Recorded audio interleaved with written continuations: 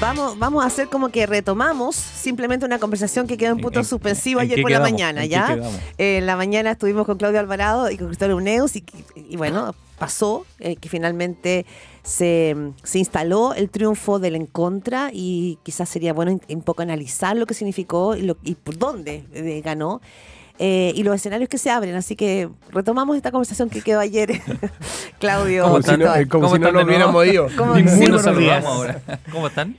Muy buenos días. Bien, Buen gracias. día. Es decir, efectivamente, terminó ganando el en contra 56-44, si lo redondeo, ¿no es cierto? 12 puntos, 11 puntos. 11 puntos, claro. Hay que decir que terminó ganándolo en contra prácticamente con los mismos números que esbozado, que sugería Cristóbal. No, es que Cristóbal me encanta porque es tan pudoroso que no lo dice, pero ayer vi varios encuestadores que estaban así como promocionando Sacando nosotros, músculo, la chuntamos, Dale, y un Eus aquí no, a él le gusta, es como más pudoroso. Claro, y yo creo la participación estuvo muy alta. Yo pensé que iba a ser más baja. Yo también, fíjate. Me asusté en algún minuto donde veía poca gente. No, no, porque veía pocas mesas como más típicas donde votaba mucha gente. Se votó distinto. Sí. Yo creo que... Pero mira, eso es una buena señal. El voto obligatorio está instalado, ya la gente ya lo tiene asumido. Y si uno va a las explicaciones del resultado, nosotros en Decide Chile vamos a sacar un informe en un par de horas más, pero puedo adelantar como dos cuñas relevantes. El voto de los jóvenes fue crucial. Hay sorpresas en los menores de 34. Votaron, tú ya empezaste a desglosar ya. Son los que votaron en contra. Ayudaron a que esta distancia fuera tan grande. Después podemos ir, quizá cuando tengamos más masticado, si fue el tema valórico o fueron otras cosas. Pero las que... Ya se sabe más o menos qué comunas, estamos mirando más grupos etarios. Ya, más que socioeconómico. Claro. Y lo segundo es que es obvio, ¿no es cierto? Si no nos explican los números, una buena parte, como entre un 20 y un 25% de los votos del rechazo del plebiscito 2 se fueron en contra. Entonces aquí hay un voto... Uno cada 4 se cambió. Claro, aquí hay un voto que puede cambiar por las circunstancias, por la información, por la discusión, que no es un voto totalmente ideológico. Y yo creo que esto es una buena señal para la democracia porque hace que la política sea competitiva. Claro. Porque si uno siempre gana independientemente de las condiciones, la cancha mala, la pelota mala, está lloviendo, el árbitro malo, ¿no es cierto? Claro. El partido es muy distinto que si la cosa es competitiva y si lo hago mal, puedo perder la elección. Ese uno de cada 4 que se cambió, ese 25%, que inclinó la balanza, no tiene dueño. No tiene domicilio conocido. O sea, tienen que salir a competir por ese voto. Tienen que salir a competir por ese voto. Ya, pero un dato interesante, y lo veo que está en el DF también esta mañana, que los jóvenes lideraron el voto en contra y que los blancos y los nulos se concentraron en los mayores de 54 años. Sí. Interesante ese punto también. Sí, pero son poquitos. Ojo que el promedio fue 5%, sí. Y por lo tanto esto no es el efecto de mayo, donde fueron más del 20%. Sí, pues nulo eran cerca de 500.000. Claro. Cerca de 485.000, algo así. Entonces fue mucho más bajo, fue más alto que el plebiscito anterior, pero fue mucho más bajo que mayo. Claudio Alvarado, ¿cómo lo ves? Y lo planteo lo siguiente. Me acuerdo que en un minuto anterior, lo que llamaba la atención en el mundo político era que el Partido Republicano era el único partido que estaba convocando jóvenes. Que si uno miraba el espectro, o sea, la UDI ya no lo estaba haciendo tan claramente como lo había hecho, la izquierda tampoco, pero que Republicanos generaba una adhesión muy potente en ciertos sectores de la juventud. Aquí vemos que la juventud estaría liderando el voto en contra. ¿Cómo analizas lo que pasó, primero que nada? A ver, es interesante lo que dice Cristóbal respecto al no trasvasije de 1 de cada 4 votos del rechazo a la opción a favor, porque efectivamente para que dicha opción se impusiera, digamos, para que tuviéramos un apoyo a la propuesta constitucional, se requería, dado como se dio la campaña, que una parte muy significativa del rechazo terminara apoyando esa alternativa. A ver, yo diría que hay 3 ganadores claros, en mi impresión. 3 ganadores claros y después algo... Todo el resto creo que hay que analizarlo con mucho cuidado. ¿Cuáles son los ganadores claros, me parece a mí? Primero, hay que decirlo, no necesariamente lo más importante, pero hay que decirlo, las empresas encuestadoras nacionales. Ayer en el panel conversábamos respecto a la diferencia que se daba entre las encuestadoras nacionales y las foráneas, y lo cierto es que las encuestadoras nacionales, algunas en particular, anticiparon bastante bien lo que terminó siendo el resultado. Luego, agregaría como segundo ganador y probablemente el más importante de cara al mediano y largo plazo, la Constitución vigente, la vilipendiada Constitución vigente. Me parece que después de un doble rechazo de propuestas alternativas, queda legitimada democráticamente de modo incuestionado. Y en cualquier caso, si es que algún actor político pronto, en el corto plazo, intenta proponer nuevamente un proceso de reemplazo a la Constitución, me parece, se me permite la expresión coloquial, que va a ser abuchado por lado y lado. O sea, no hay agua en la piscina por nada, por lo visto, ¿no? Exactamente. Y agregaría un tercer ganador, tercer grupo ganador, cuyo peso no es claro, pero que me parece que es uno de los elementos que complejiza el análisis, que obliga a analizar todo el resto con cuidado, y es que en esta elección tuvimos gente llamando a votar en contra a la derecha de republicanos. No sabemos cuánto pesa, no sabemos quiénes son. Exactamente, sabemos quiénes son algunos de sus referentes, algunos youtubers, el senador Rojo Evo, pero en el fondo este fue un grupo que existió, que llamó a votar en contra y que me parece a mí, aunque yo reconozco que tengo bastante distancia con ello, que desde el punto de vista de la coherencia discursiva, no necesariamente el peso electoral, pero desde el punto de vista de la coherencia discursiva, son los que tienen más argumentos para celebrar, porque son aquellos que siempre les gustó la Constitución vigente, que siempre les pareció buena, digamos, que, por así decirlo, encarnan lo que fue el rechazo de entrada, que al mismo tiempo encontraban ilegítimo este proceso o innecesario, y que ayer podían decir en propiedad que triunfó la Constitución que ellos prefieren, que ellos desean. Y creo que ese es un dato interesante a la hora de analizar todos los factores que inciden en el resultado. Lo pregunto así, en el primer proceso constitucional, la gran crítica era que la izquierda se había pasado 98.555 pueblos, es decir, que había querido instalar un texto que iba más allá, que era contracultural incluso, y también acá muchos decían que aquí un sector de la derecha republicana había querido poner un texto también que se pasó 98.955 pueblos. Hay algo de eso porque vamos al tema de la autocrítica, ¿no? El tema de la autocrítica es finalmente el diagnóstico que se tiene de la sociedad y lo que uno le quiere ofrecer porque uno cree que eso es lo que la sociedad quiere. Yo creo que muchos interpretaron después del plebiscito salida 2 y mayo que el país se había corrido a la derecha. Sí. Yo creo que José Antonio es uno de ellos que cree eso y por eso jugó la estrategia que jugó. Si ganaba, era próximo presidente y ahora tiene que ver cómo navega las aguas. ¿No es cierto? Sigue siendo un candidato indiscutido. Sacaron una tremenda votación ayer. Ojo, 44. 44 es o sea, ¿a alguien mucho. Le parecía escandaloso lo que proponían? Con voto obligatorio. Con voto obligatorio. Entonces yo también pondría la pelota al piso en este caso. Pero también lo miro desde el otro lado. Un gobierno que básicamente en estos 2 primeros años no ha hecho nada. Así, raya para la suma, casi nada. Claro. Que el presidente estuvo ausente en la discusión, ¿no es cierto?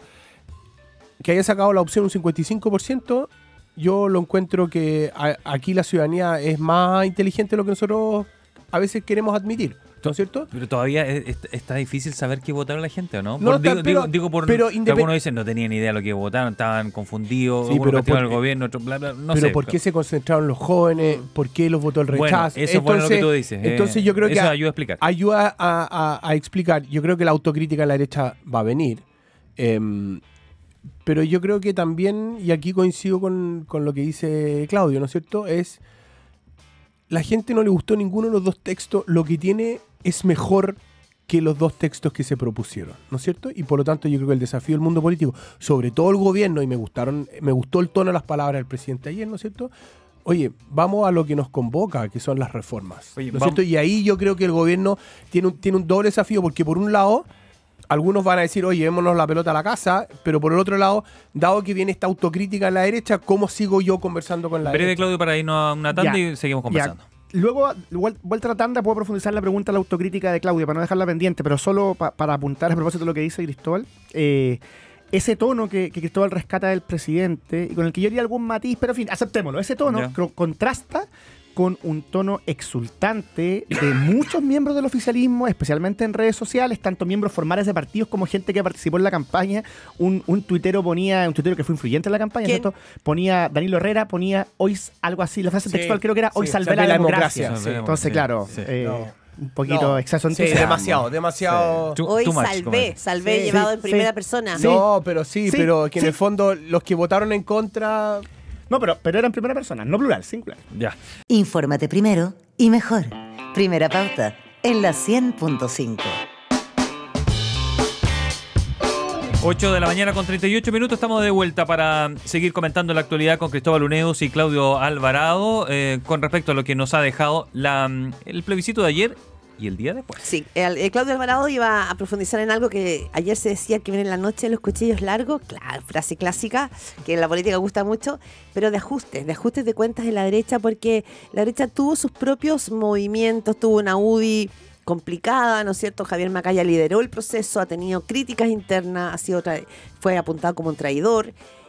José Antonio Kast también tuvo fisura, y también sectores de republicanos que se fueron al en contra fue porque lo encontraban tibio a Kast. Es decir, aquí todavía hay mucho por cortar ahí, y para qué decir de las figuras presidenciales, incluyendo a Matei. Efectivamente, y agrego un factor adicional de por qué es muy complejo el análisis que tiene que hacer la derecha, aunque voy a terminar concluyendo que la autocrítica que debe hacer es importante.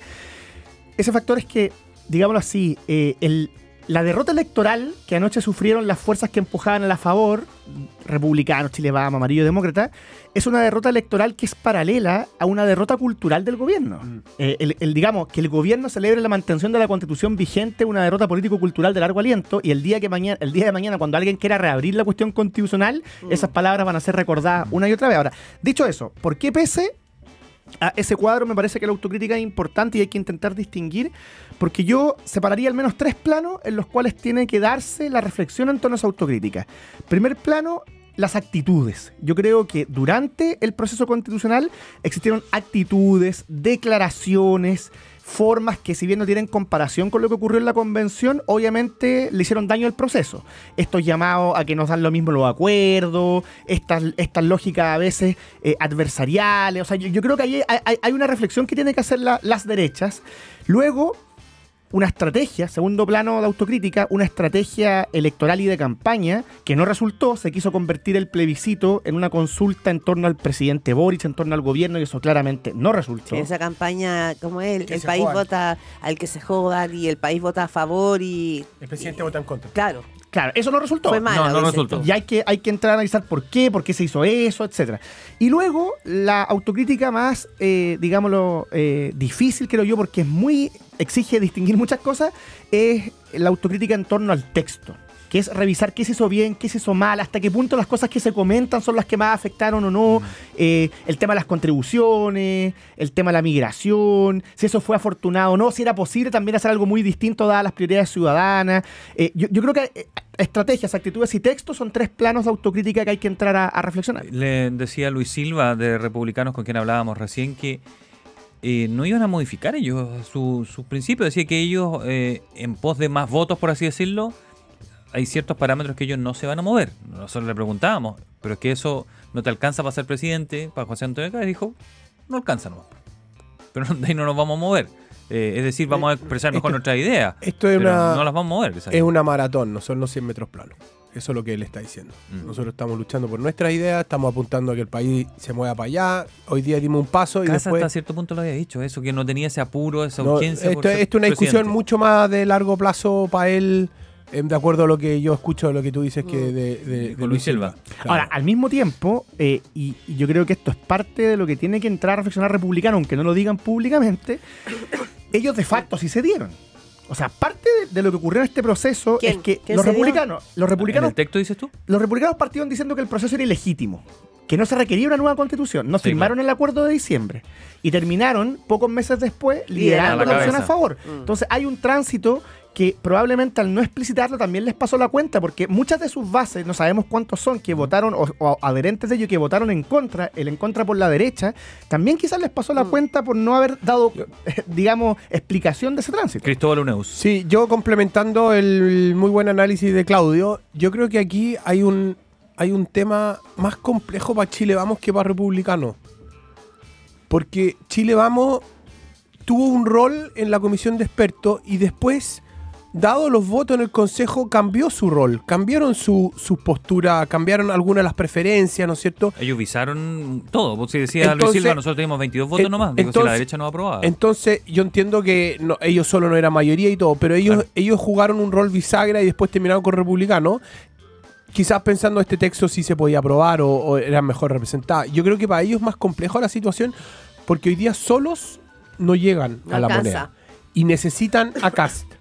Y en esta pasada Kast les pasó les pasó la planadora. ¿No es cierto? Y viceversa.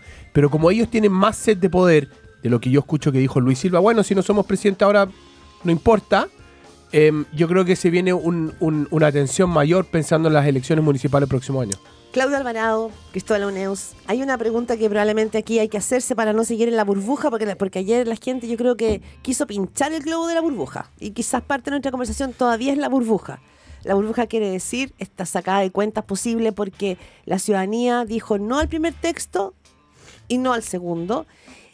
Y uno podría entender que lo que quiere son acuerdos y decirles, saben señores, arréglenme un poquito la vida a mí, arréglenme, preocúpense de que yo pueda ir desde mi casa hasta el paradero de micro, preocúpense de que yo, mi abuelita que vive conmigo, tenga una pensión más digna. Uno podría entender eso. No sé si el mundo político, ayer lo dijeron todos como en el discurso, pero cuando uno empieza a escarbar un poquitito, y nos ha pasado esta mañana, ni desde el lado de la izquierda ni desde el lado de la derecha uno ve que realmente está ese espíritu de decir, ¿saben qué? Hemos escuchado la voz de la gente y vamos a ir por los acuerdos. Como que cada uno está, bueno, sí, pero nosotros no vamos a renunciar a nuestras ideas, como de lado y lado. La izquierda dice, bueno, pero ellos perdieron, y la derecha dice, bueno, pero no vamos a renunciar a nuestras ideas. Entonces, ¿hay escucha en el mundo político? Déjame darte un ejemplo de por qué yo creo que ni siquiera en los momentos de aparente mayor escucha, esa ha existido. Cristóbal recordaba la comisión experta, ¿cierto? Sí. Que se ha reivindicado, a mi juicio, de modo un poco excesivo, como un momento luminoso de la historia constitucional chilena. Bueno, una de las cosas que no se dice, aunque es verdad que el texto de los expertos tenía aspectos muy valiosos, ¿cierto? De hecho, la mitad más o menos llegó a la propuesta que se plebiscitó ayer. En la propuesta de los expertos, el texto de los expertos guardaba silencio en cosas fundamentales respecto de las cuales no fue posible ponerse de acuerdo y que tienen que ver con nuestros mismos problemas de hoy. Por ejemplo, los expertos de izquierda no estuvieron dispuestos a dar los votos para que la propuesta de los expertos dijera algo, aunque fuera algo, respecto a que deben existir aseguradoras privadas. Eso en los expertos, que hubo acuerdo respecto a muchas otras cosas, no fue posible. Hoy día, al día siguiente del plebiscito, una de las urgencias principales que tiene el sistema político es ver qué hace con la ISAPRE. Sí. Entonces, la verdad es que yo creo que las élites políticas en general no están, digamos, acusando recibo del modo que tú dices, Claudia. O sea, o del modo que tú sugieres que deberían hacerlo. O sea, el modo en que me lo pregunto. Claro. Quiero hacerlo así porque yo soy periodista. El modo en que simplemente me lo pregunto. No, pero bueno, lo digo yo. A mí me parece indispensable que en ese tipo de temas hayan acuerdos, porque si no, el sistema político en su conjunto se va a seguir desfondando. Y además pasa otra cosa, que el caso particular de la ISAPRES, como han dicho todos los expertos en salud, va a terminar afectando a las personas que se atienden en el sistema público, que son 3/4 de la población o más, digamos. O sea, es un tema grave, un tema urgente. Cuando se habla de las urgencias sociales, bueno, eso puede reventar.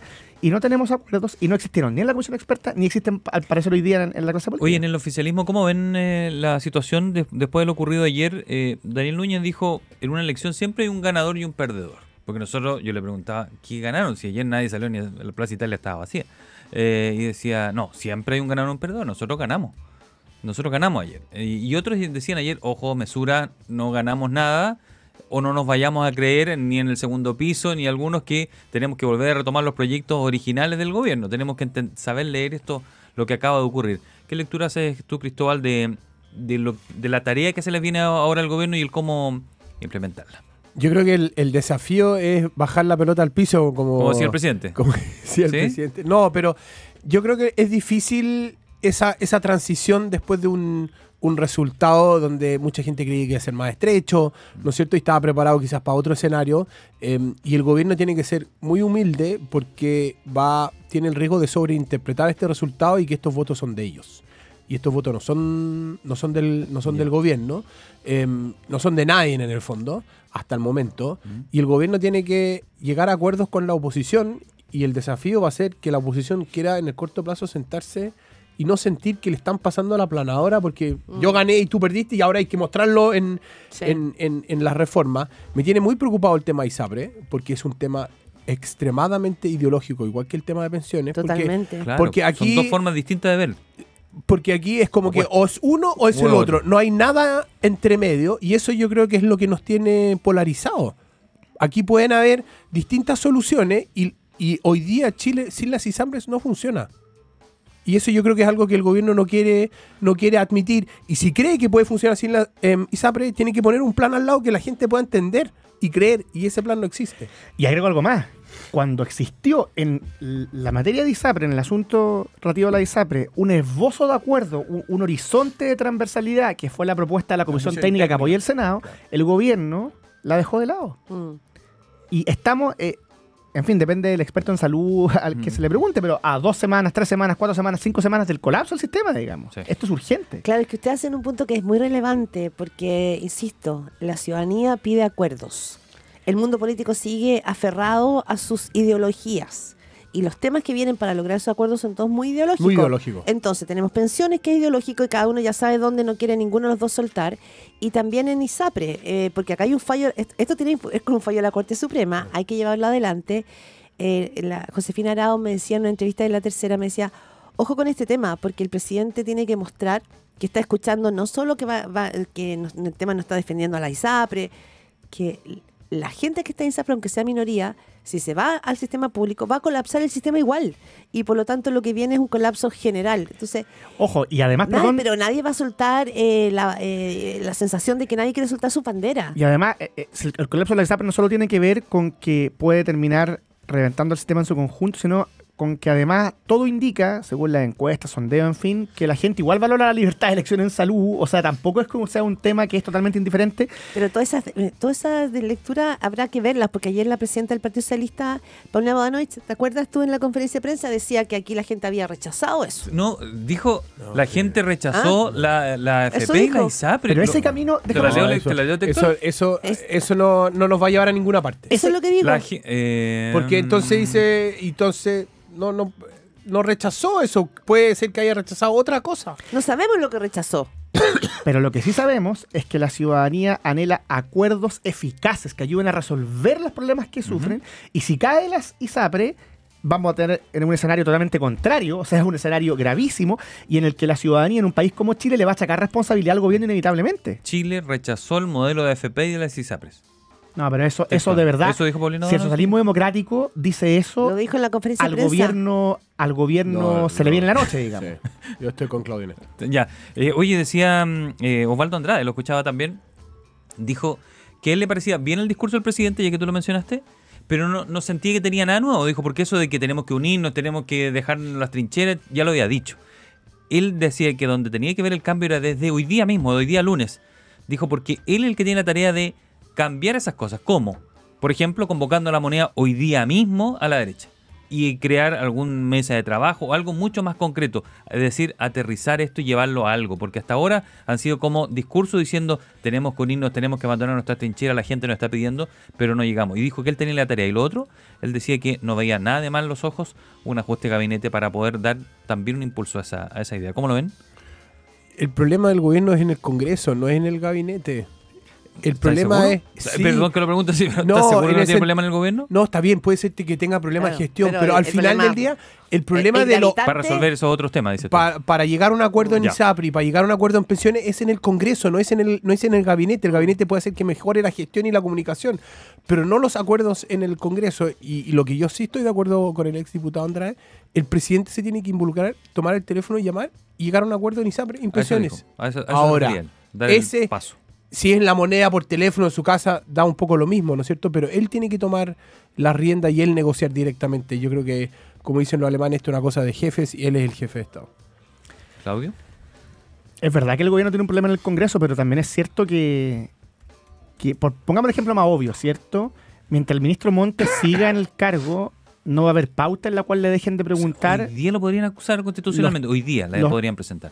los temas que son obvios, digamos. Yo entiendo que el gobierno siente un alivio, porque la opción electoral que apoyaba ganó, pero es un triunfo con votos prestados, es un triunfo de una opción que históricamente no es la que ellos propusieron, se dan un contexto en que están con muchos problemas. El caso convenio, ya vimos lo que ocurrió la semana pasada. O sea, a mí me parece que por el bien del gobierno, un cambio de gabinete, aunque fuera acotado, sería conveniente, digamos. Y la figura de ministro Montes probablemente es una figura es importante respecto a las señales de ceder, quizás. Pero hay una figura mucho más relevante en términos de la gravitación política, es la figura de Miguel Crispi, el jefe de asesores del presidente. Primero, porque está muy cerca de la figura del presidente, y segundo, porque los rumores políticos señalan que en la discusión sobre ISAPRE y sobre salud, él tiene también, ¿no es cierto?, una influencia importante en esa discusión. O sea, para Te digo, no sé si ustedes han si el escuchado eso, gobierno- ¿no? De la ISAPRE, Sí. el tema ISAPRE se cayó. El último acuerdo propuesto para la Comisión Dicen. Asesora, dicen, Eso la información La información que que da él habría vueltas tenido es esa. que rol relevante decir no. Esa propuesta que han hecho los expertos, no, que habría sido CRISP. Pero además está el hecho de que es un miembro clave histórico de Revolución Democrática, cercano a las figuras cuestionadas. O sea, si es que es verdad que tanto los ministros como los asesores tienen que blindar al presidente, aquí está ocurriendo todo lo contrario. Entonces al gobierno no le conviene seguir sufriendo esos problemas. Cristóbal Uneus, ¿es tema la permanencia de Cristi? Yo creo que es un obstáculo para el... Yo no entiendo cómo el segundo piso tienen a alguien que está siendo investigado. O sea, tanto ruido. ¿No? Quien está en el segundo piso tiene que hacer ruido, se supone, ¿no? No puede ser ruido. ¿Cuándo ha sido tema del segundo piso? O sea, ¿En qué gobierno? si es tema público, es porque hay un ¿La problema. ruleta en algún momento también lo fue? No. No, Así pero, no. pero, Digo, por el yo rol, creo que fue un por estallido. su influencia, Sí, pero claro. no porque él Claro. generara problemas. Todos han Exacto. sido cuestionados. Analia Uriarte, que tenía mucha influencia, los partidos decían que Otone no dejaba, o sea, Ajá. pero es distinto que es lo que dices tú, Cristóbal, ¿no? Que es una persona que está siendo investigada. Sí. Y eso hace... ¿El gobierno entonces tendría que ceder eso gestualmente? O sea, obviamente que va a ser visto como una cesión, pero yo lo diría así, incluso si el gobierno, de manera equivocada a mi entender, no quiere ceder y quiere hacer otra cosa, igual necesita un equipo que apoye su agenda, que la levante y no lo perjudique, y en ese sentido, ni el ministro Montes ni Miguel Crispi en el segundo piso colaboran en esos propósitos. Bien, tenemos que cerrar. Nos Vuelve ha el pillado tiempo. el reloj. Cristóbal Uneus, Claudio Alvarado, le agradecemos nuevamente habernos acompañado, entregarnos su análisis. La tarea viene dura ahora. Vamos a ver qué es lo que pasa hoy. Hay comité político en el gobierno y allí podrían entregarse algunas líneas, ¿no? De lo que la estrategia que se va a seguir para sacar adelante los desafíos que están pendientes para el Ejecutivo. Muchas gracias, que estén bien. Gracias dobles por ayer y por estar hoy Se día pasaron, aquí en se Radio pasaron. Pauta. Gracias a ustedes. Gracias a ustedes, chao, chao. Listo.